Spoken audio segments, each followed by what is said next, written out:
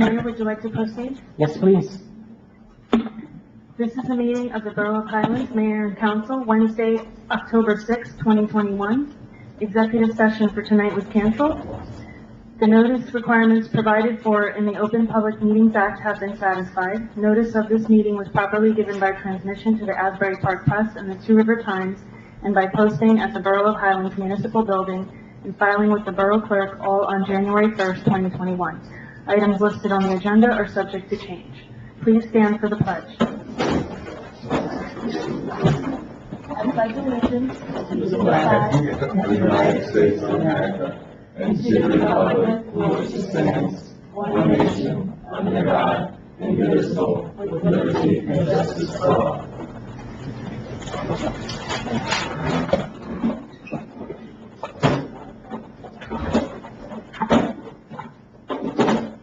I will now call roll. Councilmember Martin? Here. Councilmember Mazzola? Here. Councilmember Melnick? Here. Council President Olszewski? Here. Mayor Briand? Here. The mayor has an announcement she would like to make at this time. I've been in correspondence with Principal Kinsmore, and sadly, I tell you that one of our very dear teachers, Miss Wendy Lester, passed away on Monday evening. And I have a little note here from Principal Kinsmore that I would like to share with you. Ms. Lester has taught at HHRS for 15 years. This would have been her 16th year. A letter of Principal Kinsmore shared with her. She was an amazing teacher, reaching all ability levels from the brightest to the most challenging students. Ms. Lester was a graduate of HHRS and a proud three-sport varsity athlete, loving field hockey and coaching here at Hudson for many years. She brought a team to Kentucky, representing New Jersey in Skills USA, and this was a large part of her life, sitting on the executive board for Henry Hudson. She will be missed greatly. Another Highlander also left us on September 22nd, and that was William Gipper O'Neill, 94-year resident of the borough, and he is later being honored by having a street named after him. So with that, I would like to have a moment of silence for both of these people.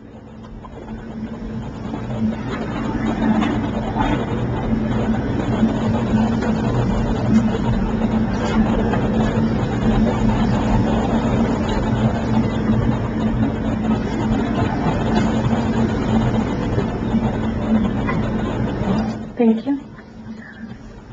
On tonight's agenda, we have approval of minutes, regular meeting minutes, and executive session minutes for 9/15/2021. I'll offer. I'll second. Councilmember Martin? Yes.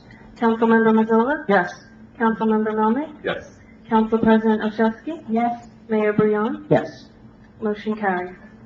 Next, we have two ordinance for introduction. The first is O-2133, an ordinance approving and recommending naming of a private road in Block 41, Lot 13.01. This is the ordinance that I had just mentioned regarding Mr. O'Neill, and the proposed name of the street is going to be Gipper Way. This is for the now vacant property that is located right next to the American Legion. And with that, I'll offer. I'll second. Councilmember Martin? Yes. Councilmember Mazzola? Yes. Councilmember Melnick? Yes. Council President Olszewski? Yes. Mayor Briand? Yes. This ordinance has passed on first reading with public hearing set for October 2021. The second ordinance for introduction tonight is O-2134, an ordinance designating restricted parking in front of a residence occupied by a person with disabilities. I will offer that one as well. I'll second. Councilmember Martin? Yes. Councilmember Mazzola? Yes. Councilmember Melnick? Yes. Council President Olszewski? Yes. Mayor Briand? Yes. This ordinance has passed on first reading with public hearing set for October 2021.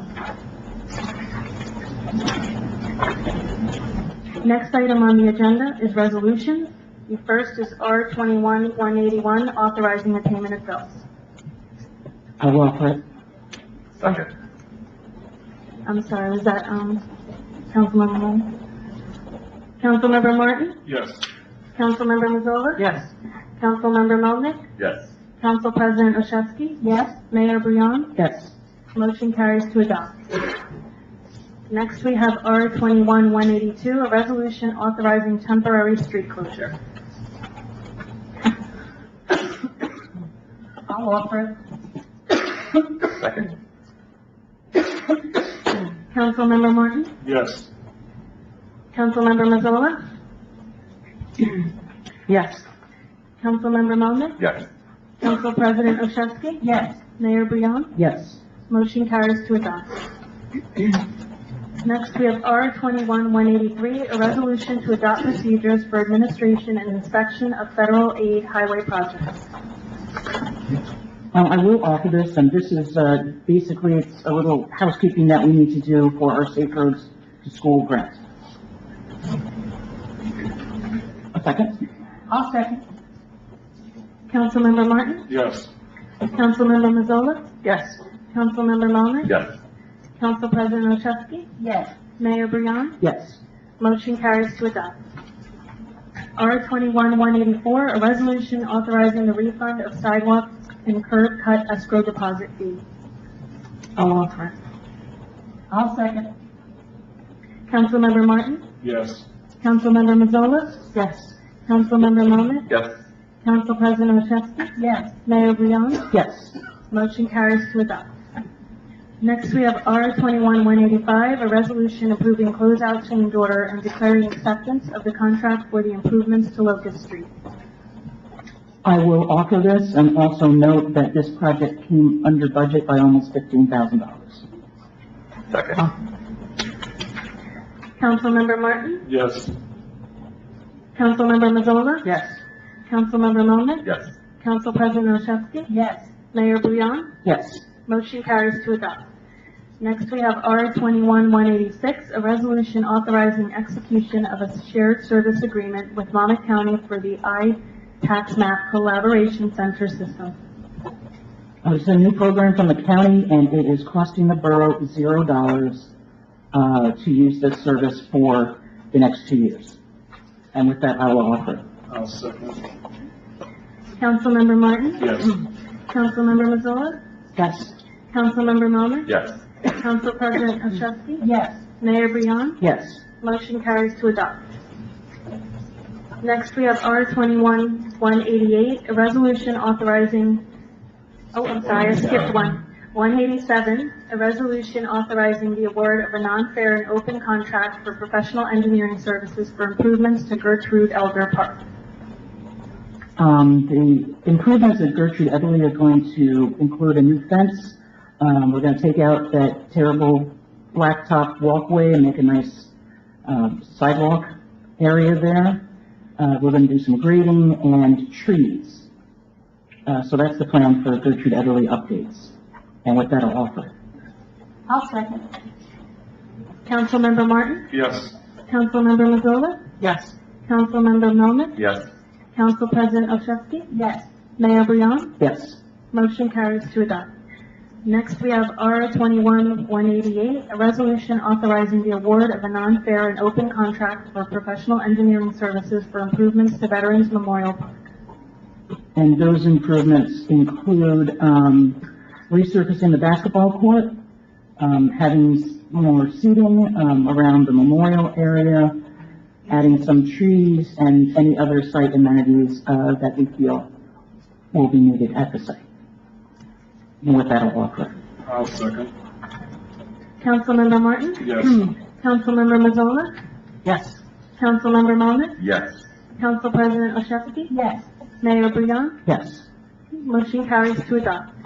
Next, we have R 21-189, a resolution authorizing the award of a non-fair and open contract for professional land surveying and engineering services for drainage improvements on Hillside Avenue.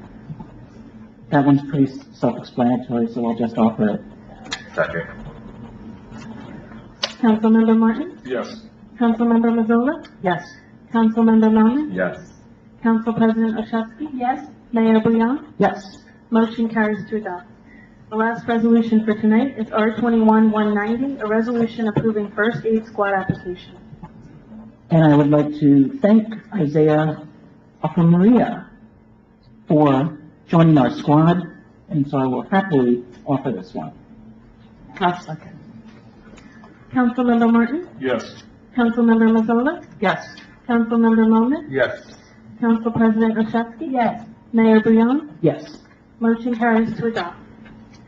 Next item on the agenda is reports. And the first report we have is the mayor's. Something that actually just happened today, so I'll go a little bit out of order, is we were made aware of a DEP 2021 Community-Based Art Grant Program, which we sent over to the grant writers so that they can get started on that, and hopefully we'll see some traction. The year-end report and the mid-year report, I've gotten a lot of feedback that folks would like to see a monthly report, so I'm going to go back and just touch on some highlights. This is in the main packet that's online, and you can go back and look at it wherever you want. We're going to put them in a different area so that all of the reports will be together, and it'll be a lot easier for people to look back and see where they're at. And so, just to go through, this is inclusive of July 31st. We were working with the Department of Aging, Disabilities, and Veteran Services with the Recreation Department, and we participated in signing up seniors and those with disabilities for the Register Ready program. That program runs to help seniors and those with disabilities when there is an emergency, a hurricane, blackout, all of those types of things, and we the county donated what they call go bags, and it's just a small, almost like a messenger bag, and it's got a place for your vital information, vital documents, a place for you to write out what all of your medications are, things like that. And we have more here, so as more people join our community, either that are elderly or that are disabled, we'll be able to get them into this program. In July, we had the following grants. $246,703 from the American Rescue Plan. Then we had $165,000 from the New Jersey Transportation Municipal Aid, and $38,722 from the fiscal year 2021 Police Body Camera Grant. The Bay Avenue Immediate Redevelopment Study was released, and a public hearing was heard by the Land Use Board. I'll speak a little bit more about that process later. We did our affordable housing midpoint and 2020 annual report. Summer camp came back. We partnered up with the Ocean Protection Advocacy for Kids, otherwise known as OPAC, and we offered our kids a really great marine science program. The kids loved it, and they had a really good time. Also in July, summer concerts came back and were widely attended.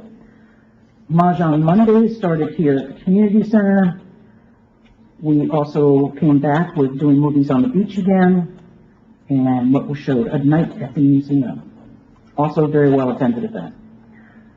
The adult book club started and meets every week at a different restaurant in town. So that's a really nice thing that's going on. For ordinances, we passed a couple of parking ordinances and zoning for retail cannabis. At the end of July, we had 11 new cases of COVID here in town.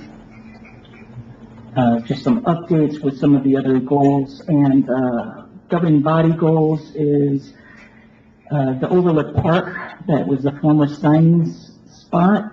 We're working with the Environmental Commission, and actually, Mr. Melnick and I are going to meet with Peter Mullen and with Steve Silvecki on Saturday to get a shade tree perspective on that park.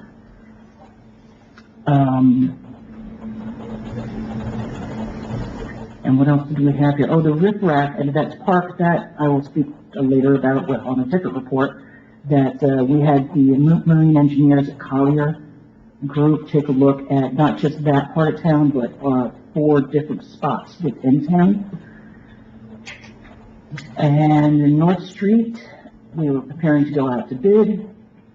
And then the large sanitary project on Waterwitch and Bay Ave, we added the following streets to Phase 1, the entirety of Waterwitch Ave, and that goes from Route 36 all the way to Marine Place, North Street, Gravelly Point, Ralph Street, William Street, Ocean Ave, and Beach Boulevard, in addition to Bay Avenue from the Circle to Gravelly, and Linden from 36 to Waterwitch. And that was, these are a little bit out of order, so just give me a second. That was July's report. That's September, so this must be August report. We did a second Register Ready program to get more seniors involved, and we got the folks over at PATAC to come as well. We applied for the neighborhood preservation program for the Central Business District. That grant was for the Department of Community Affairs. If awarded the grant, the state would give us $125,000 per year for 5 years. And just a note on that one, we were just notified that we did not get that grant. 31 communities applied for it, and there were only 20 spots. Also in August, Clamfist made its return for 3 days. There were new and old vendors, as well as great bands that played each of the days. We had no initiative from the Recreation Department.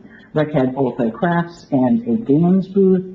And we had hula hoop, jump rope, freeze dance, and limbo. And there was a kids' costume contest came back, and everyone had a really great time. The circus playground at Veterans Park was repaired. Summer concerts at Veterans that were postponed from July happened in August. And we did the first town hall redevelopment meeting. And let me see, new cases in August for COVID was 15.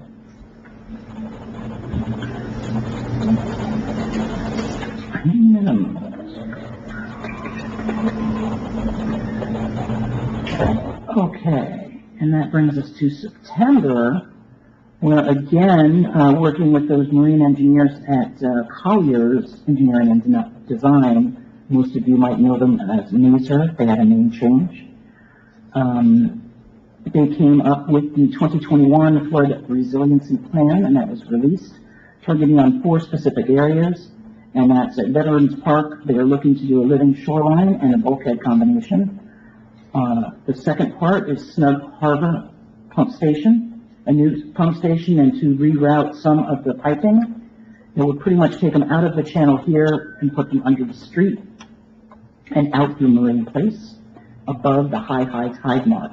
So that what happens when there's a full moon and a high tide and everything backs up onto the streets, that would get taken care of. The third part is, and that's what's going on right now, we actually just went out to bid, North Street Pump Station upgrades and storm drainage. That's being worked on now, as I said. And also a steel bulkhead adjacent to Captain's Cove, getting that restored on the water side. So the team feels that those 4 upgrades would put a huge help on us for some of our biggest flooding issues. And then, of course, the big question is, how do you pay for it? Well, that, again, our grant writers are very busy. They went out and are looking to get a United States Department of Defense, it's called a REPA, it's a Readiness and Environmental Protection Integration Program. Then there's also FEMA, Building Resilient Infrastructure and Communities, or most people know what it's called, BRIC, B-R-I-C. Flood Mitigation Assistance, which is what we've been using for all of these storms over the years, FMA. And finally, the New Jersey DEP Shore Protection Program. That program works when you incorporate green infrastructure and some resiliency, such as the living shoreline. So whether it be an oyster bed or some other combination that helps the water naturally help some of these flooding situations. Also in September was the 20th anniversary of 9/11, and that was acknowledged in the solemn ceremony at Veterans Park at noon that day. We also participated in the county's Light Up the Shore as Highlanders took to parks and beaches and used their cell phones to light up the skyline at 8:46 p.m. We awarded the construction manager service for the new municipal building to the company's name is MFS Construction. And we submitted a grant to Monmouth County Open Space to aid in updating the skate park. Again, we partnered with Valiant for a town's blood drive at the community center. That was also well attended. Kids on the Move returned. We released the PK through 12 regionalization survey to get the opinions of the residents of Atlantic Highlands, Highlands, and Seabright. The local summer luau was a tremendous success. It was really a great time. We had the fire thrower, there was food dancing, DJ bonfire, pulled pork hot dogs, pineapples, and coleslaw. New COVID cases in September or 15. Other big news that happened in September happened on the last day of September, on September 30th. And even though our friends in Washington rarely get along, they all came together, and our community disaster loan from Hurricane Sandy, totaling $2.4 million, was officially forgiven. So we do not have to pay that back, and we could use that money on projects like the sanitary sewer and the storm projects that we need to have in town. What else? That flood mitigation plan was released. And we went out to bid on North Street. We had a call this morning, Mr. Muscello and I, with DEP regarding the IBank project, which is the large sanitary sewer project, and we're hopeful that we can go out to that probably in another couple of weeks. So we're going to expect, I told them how important it was that we needed to have this project done in the wintertime because of the nature of our town and how many more people we have in the summer, and that it would be best for all parties involved to just get out to bid, get out there, put some shovels in the ground, and let's get it started.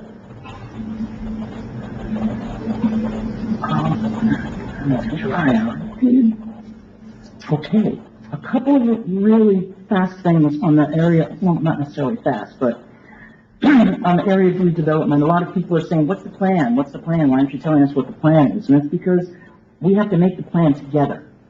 So we don't have any set plan of what we want. We need to get your engagement as stakeholders, as residents, as businesses, or people that work here. These are the people that we're talking to. We're going to have a special meeting on October 18th. It's going to be right here at 6:30. There's a survey running around that we're asking people to take that. We are going to have paper surveys around for folks that are online, and we're excited. I think it's going to be a great meeting on the 18th. A lot of people said that they're going to come with their questions, with their big ideas. The survey has been very well answered so far. I believe it's only been out for a couple of days, and we're well over 250 people. The regionalization survey is over 400 people. So we're getting some really great feedback. But I just wanted to read out a couple of little things just about areas in need of redevelopment and how it works. It's a multi-stage process. It is something that is guided by state law. So we have to do each one of these different stages in the order that is prescribed by state law. So, and everyone says, well, what's the benefit? What's the benefit to us? What's the benefit to the property owner? So I want to explain briefly two benefits. And the first is a pilot. A pilot is a payment in lieu of taxes. So what it is, it's a direct payment, well, 95% of the payment goes to the borough, 5% goes to the county, but 95 of it goes to the borough. So if that's direct payment goes to the borough for up to 30 years. So that means the library tax is not getting, collected, the school tax is not getting collected, all those other ways that your taxes are broken down. If you look on your tax bill, it's only going to the borough and to a small percentage to the county. So how that benefits us is that we would be able to fund more infrastructure projects and more projects in general by using that money to go right to those projects. So that's why it's a benefit to the town. The other benefit is called ERG, and that's a benefit to the property owner or to the developer. Now, ERG stands for the Economic Redevelopment and Growth Program. So this is a program that is open to residents, developers, businesses, and it addresses gaps in funding for a project. It's not meant to be the entire funding for the project, but it will address some of the gaps, and those are grants. And then I've also outlined a timeline, which, we have to discuss if we want to maybe add a couple of special meetings to see that we get this all done within this year. It's been talked about. I don't know if people want to get that. It would be nice to have it all done, 2 special meetings, and we could have that process done. But we're only at stage 3 of an 11-stage process. And all of these meetings, things have to happen and business of the town needs to get done. We had a situation that the last land use board was not well attended, and so we couldn't get to step 4. But we'll get there tomorrow.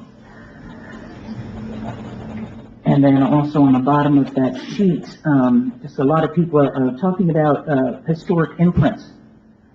Now, most of you remember the old Sand Dollar, which was on a corner of Bay and Miller Street, and it was boarded up for years.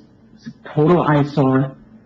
And then when it became the yoga studio, they just, they fixed the windows, they fixed the roof, they painted it, and now it looks great. And that is the type of redevelopment. It does not mean that everything gets torn down and you look like Long Branch, because I don't think anyone in this room wants that. And I don't want that. But there's a way to redevelop that you can keep. You can update to 2021, but you could still make it look like it was 1906 again. So again, that will be on the website. And I think I may be at the end. Does anyone at the table have any questions? We'll only be able to hear from Mr. Devazio on the impact taxes as a result of the forgiveness of the CBL. Absolutely. Maybe for the next meeting. Sure. I have a question in reference to the RFP that should be going out soon for the general contractor for the new building. Mike? Did you hear what I said? I'm sorry. Not all, but When do we expect the RFP to be issued for the general contractor for the municipal building? The architect said probably late October, early November. That's the timeline he gave me. Did he say how long the bid process would be? Probably about 5 weeks or so. Okay. Thank you.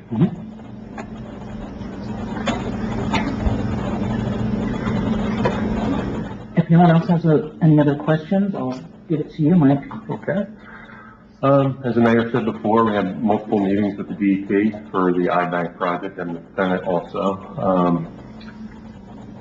I did have a meeting recently with Atlantic Highlands about possibly sharing the EMS service during the daytime, so that looks like it might work out come January.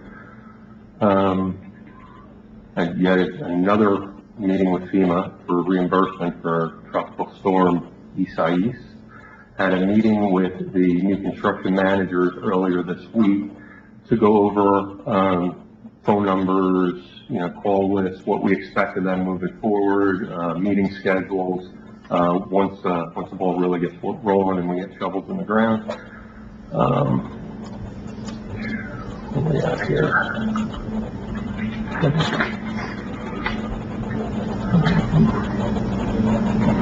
As the mayor said also, the North Street Pump Station, the project's out to bid right now. King and Matthew Street, we had just actually mailed the check to Freehold Soil a couple of days ago, so that's moving forward there. Jones Creek, the county came out and dredged it again, so they did it in the end of June, and they did it again in the end of September. And they're removing all of the dredgings that are up at the new municipal building site. They were out there today, moving a lot of that. And the Portland Road guardrail that was destroyed when the truck went through it around the end of August. We submitted all of that paperwork to the county, and we're looking for the county to go in there and replace that. And that is all I have for now.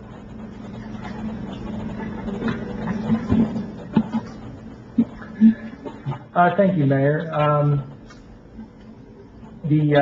Earlier in the agenda was the final payment for the improvements to Locust Street. That's a 2020 DOT grant project. So now that final payment's been made, we'll get the reimbursement from the DOT and finish that final paperwork. As you said, and as Mike said, we had a meeting with the iBank today, and I think that's going well. I think we also set up a standing bi-weekly meeting with them just to make sure that they are keeping to their commitments. They've committed to providing comments on our plans by the end of this week, and we'll be on top of them to make sure that we can go out to bid, as you said, as soon as possible so we can get the work started. Also with the improvements to King and Matthews Street, we are finished with the plans for that, so we are submitting to the DOT to get authorization to bid. That is your 2021 DOT grant funded project. And then there were a few projects that were on the agenda that you mentioned earlier, Mayor, a few parks, Gertrude Ederle and Vets Memorial. We'll get moving on those and start putting the plans together. Thank you. Does anyone else have anything before we open it? Go ahead.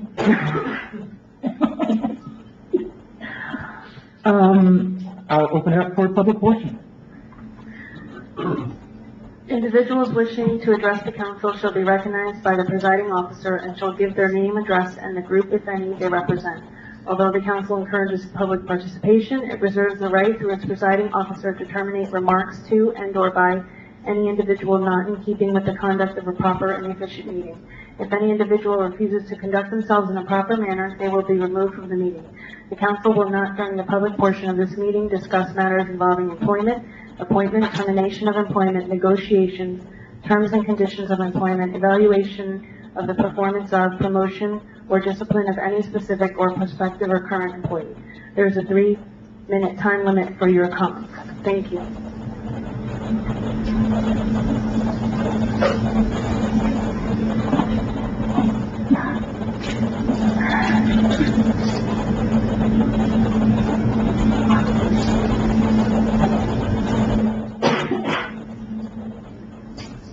Michael Cannon, 10 Central Ave. I had a couple of follow-up questions from prior meetings. One was regarding the public access easement over at Harborside. If there's been any activity to trace the condition or the status of that ownership, and if there's any enforcement going to be required. And then also if there are any other public similar public access easements that, people should know about. And the other question was, from 3 weeks ago, I'd asked about status of Captain's Cove, but construction has been ongoing since March, and just, if there's any, resolution to the issues that are holding up the construction. So, just ask to follow up on this With public access, we're trying to resolve that amicably. I've sent a letter to Chipotle Homes on September 9th, asking them to remove it. They forwarded it to the community manager. I followed that up with another email to them, and I checked it out earlier in the week, the signs aren't there, they're still there, they haven't been removed yet. So we're gonna try and, push them a little bit further on that to get that taken care of. And that easement's actually owned by DEP, is that my understanding? Well, there has to be access to the beach by the DEP, it's required. It could be a waterfront development permit, and also, there's conservation easement. So it's our position that there is, although it's private property, it's subject to public access. But as, the administrator indicated, trying to talk amicably, and, it's now a condominium association that's, not open anymore, because they turned it over to the condo association. Understood. In regards to Captain's Cove, they are moving forward. We've had some meetings with the DEP, and we had some meetings with codes people. They are moving forward. They finished a lot of although the road's not open yet, there's no longer the hole. The bulkhead has been done.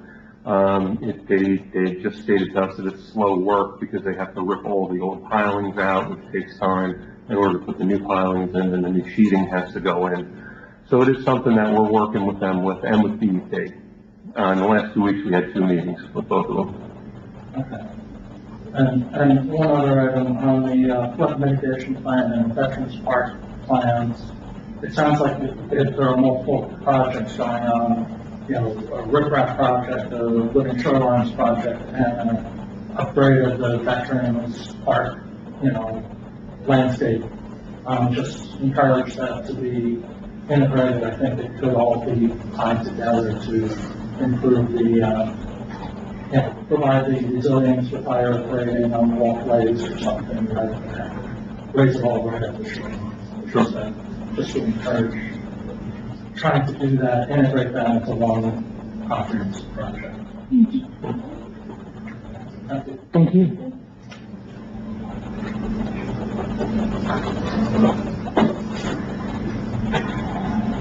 Tina Cameron, 164 Linden Avenue.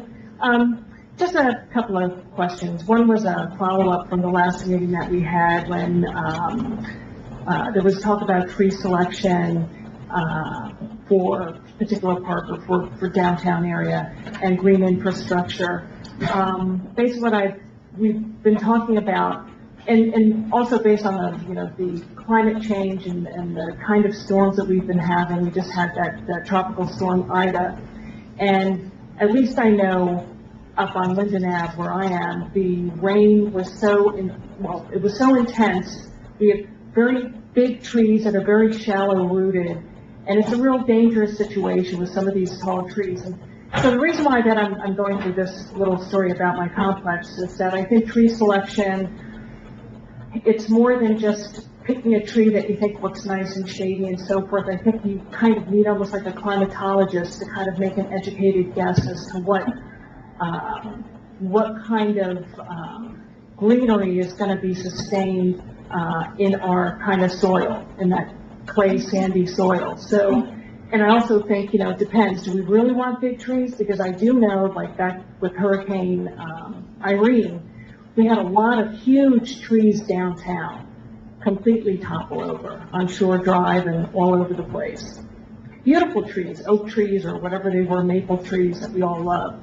So everything's different now. And I think that whatever we plant downtown, we kind of need to have, maybe I know that we had back with Hurricane Irene, we had some folks from Rutgers come in and kind of give us an idea about the kind of foliage. So I think it's something to consider. Whatever you're going to plant, it's a whole different story now. So just wanted to put that out there. And then the only other thing is my beef is with the recyclables again. So we're on a 3-week stretch now with our antiquated zoning system. So this particular month, it's a 5-weeker, and we have a 3-week stretch. So I'm going to just keep coming back up here and asking that we really need to update our zoning scheduling. Whatever we negotiate with the sanitation budget company and so forth, we can't take these 3-week stretches that we get. We can barely take the 2 weeks with the recyclables. So I'm just putting it out there because it's overflowing. We've got lots of raccoon and deer and all kinds of things, so, please take that into consideration. Thank you. Thank you.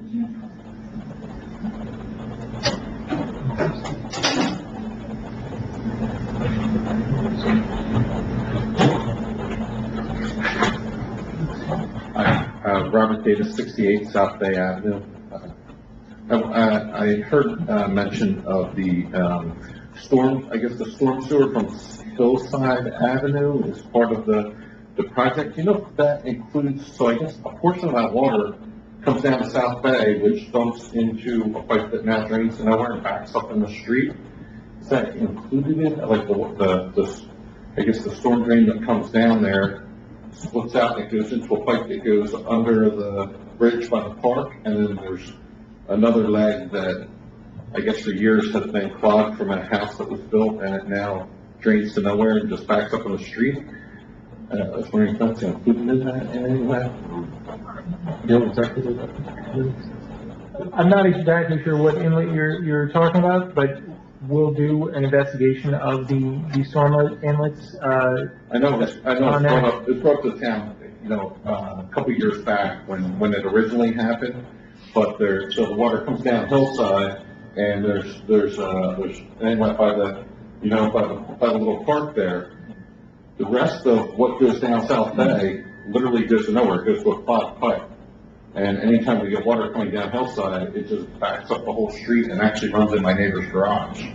It blows off the manhole cover. Yeah, oh yeah, and I have personally stopped several times on Hillside Avenue and put the manhole cover back on, because when the pipe backs up, the manhole cover blows off, and I was afraid a kid was gonna fall inside, so I stopped on my way down the hill and put the manhole cover back on, because the water backs up and blows the lid off of the drain. Yeah, and usually, John, just to piggyback off of it, usually at its worst, it's probably put an eye door, so like, if you're not looking in the middle of the night, I've had one incident where, thank God I'm tall, you know, so I've had to push it back, or, you know, I'll help them. So, I mean, whatever it's bouncing back off that thing. Yeah, whatever goes down the pipe, everything that goes, anything that goes down South Bay goes to a pipe that does not drain anywhere. Okay, thank you.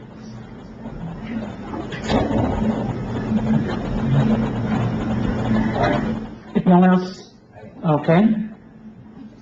Yes, well, my name is Russell Dunn, 23 ASR Central. I'm a plumber in the community. I actually have a question. I wanted to know, what your plan was with the stuff called the skate park. Because I've seen that you had a proposal, on the internet, but that's just as much as I know. So I was curious. Okay, we have a proposal, and it's about a $500,000 project.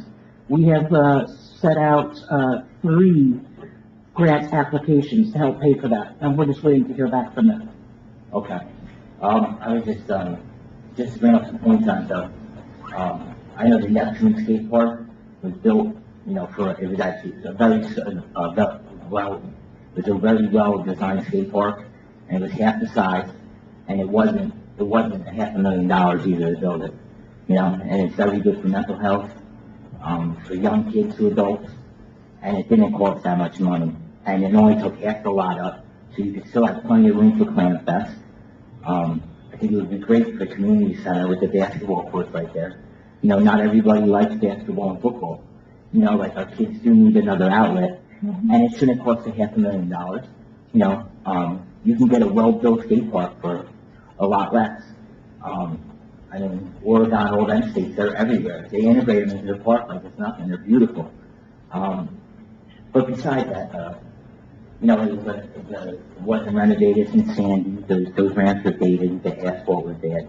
And I know you have bigger problems, you know, I understand that, you know, I get that, but, I mean, it really would be a nice thing for the community. It would, I mean, mentor program, I mean, community centers right here. I mean, you could do lessons in the summer. I mean, it could be a beautiful thing, you know, and to really, you can just go to, and set up cameras, they self-police themselves, you know, a camera's a very big deterrent, you know, so any trouble, it's right on camera, and also it will self-police itself, you know, with the older people with the young, you know, teaching them, you know, hey, gets the kids off the computers and stuff. And I'm just saying, mental health is a big problem, especially with young kids going through, I don't know, puberty, whatever you want to call it, I don't know, who knows? But, I don't know, if you could speak on that. Yeah, we're committed to making it happen, but if we can make it happen with somebody else's money, we'd much rather do that. Yeah, I understand. Okay. All right. Thank you, sir. Not seeing anyone else coming up, I will motion to adjourn. All in favor? Aye. Thank you, everyone. Have a good night.